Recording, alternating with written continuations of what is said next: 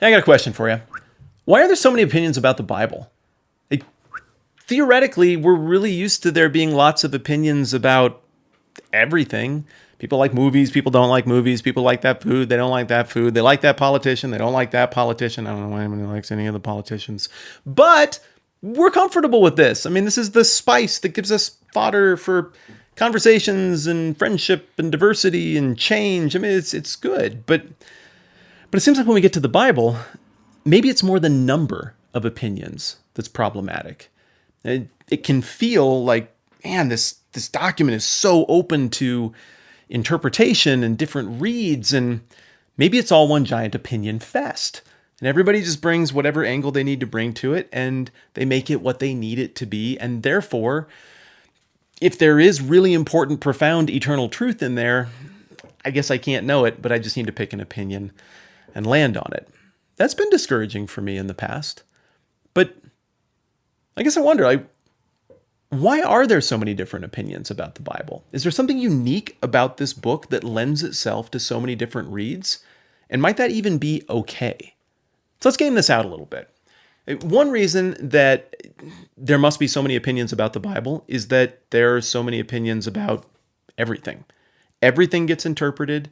It's part of how humans are wired. We look at things, we assign meaning to it, we try to figure it out, we try to read between the lines of lyrics and phrases and even comments from friends. And so I don't see why the Bible would be any different. In fact, just the way the Bible is structured, I mean, it's a big book with all kinds of different characters and things going on. It would make sense that there'd actually be a ton of interest in really trying to think about this from different perspectives. So I would say there's a ton of opinions about the Bible because there's a ton of opinions about everything, and why would the Bible be any different? But, in fairness, the opinions about the Bible sometimes get a little more vigorous in quality. People care about it a lot. And I try to clarify this all the time. But whether you're watching this and you're somebody like me who really does think there's a God behind this document and that this thing smacks of the divine and of truth, or you're somebody who likes to check out this channel from time to time with morbid curiosity to see what weird people like me think, either way, you got to admit, the Bible has had a profound impact on the last couple thousand years of Western civilization, really global civilization. People have thought it was important. It's been integrated into society. It's shaped law. It's shaped culture. It's shaped social norms. And as a result, the stakes of the Bible are very, very high.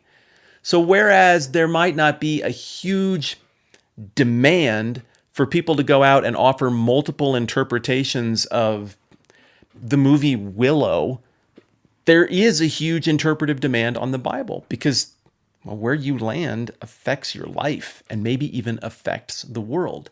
So everybody, critics, people who love it, are all going to be coming at this thing trying to figure out what the right read is on it. And ideally, this is a book that holds itself out as shaping you, as being authoritative and from God. But I think a lot of our opinion energy that goes into it is about us trying to shape it into what we need it to be to advance our causes and our other things so that we can say we have God on our side. That's a recipe for a lot of differing opinions coming into play. A third reason, and I think the biggest reason there are so many opinions about the Bible, is because God knowingly designed his Bible to allow for a lot of opinions. It's not that God is unclear on who he is or what he's doing or that these things can't be known. It's just the priorities of God come through in how he crafted the document. Hear me out on this. God, as the infinite being, is probably pretty good at writing and could have figured out how to write a document that would eliminate all debate or opinion and get everybody in lockstep. He could have written a Bible that's like 500 facts about me and just numbered them. And then anybody who wants to follow him just memorizes those things and there's no discussion. But if God wrote a Bible in the first place, that indicates to me that God wants to be known. Why even bother otherwise? And if he wants to be known, I think he also gets that you don't really know somebody when you know 500 facts about them. You know just 500 facts about them. But to know somebody means like you get who they are and what they do in circumstances. You get what they love and what frustrates them. You get their values and their priorities. You get their heart. I think God decided, well, which is more important? Getting people to repeat the facts about me or understanding my heart, and we'll get around to them understanding me exactly as I precisely am down the road. I think he picked this. I think that if you pick up a book like this, it's great for learning 555 Spanish verbs, and that's all. But if your goal is to understand the heart of Spanish culture and the essence of what it is to be Spanish, you're not going to this. You're picking up a great bit of classical Spanish literature, or you're watching an important Spanish film, or you're making Spanish friends and bumbling through the language, or go to Spain. Those are the things you want to do. You want to see what it looks like when Spain happens. Well, likewise with the Bible. God chose to write it in such a way where we get to see what it looks like when God happens, when he interacts with a wildly diverse cast of characters across a huge span of time in all these different circumstances, and you see it long enough, you start to get a sense, oh, you're into this. Oh, that breaks your heart. Oh, you get really excited about this. Oh, this is high priority to you. Okay. Oh, I'm starting to get you, and I'm starting to figure out what it might look like for me to fall in behind you. And further, if you get that, if you get the heart and essence of God, then maybe you actually have a chance at understanding the facts about God. But if you lead with just the facts about God, with no access ever to the heart and essence of God, I think that's a lot tougher proposition. I think God is smart. I think he knew what he was doing. And I think he wrote this in a way where he shrugged and said, yeah, there'll be opinions, whatever. But now people have a shot at actually knowing me. Additionally, I think he wrote it for everybody. It's really easy to picture a Bible or a religious text that would be written for one kind of follower. Only they will be able to understand it. They got to be from here. They got to think these thoughts. It's going to look like craziness to everybody else, but they will be my adherents. But that's not what the Bible smacks of at all. It's clearly written for a hugely diverse audience. He's making an effort with everybody. Now, again, the cost of doing business is, if God's going to reach out to everybody and try to make this something that's understandable to a big audience, well, everybody has an opinion. So it means that they're going to bring their opinions with them, and there's going to be a diversity of those for a time. And apparently, that's okay for the time. God will sort that out later. Additionally, the Bible covers a huge span of time. God did not want this to be locked into one moment, dealing with the political issues of this century or that king.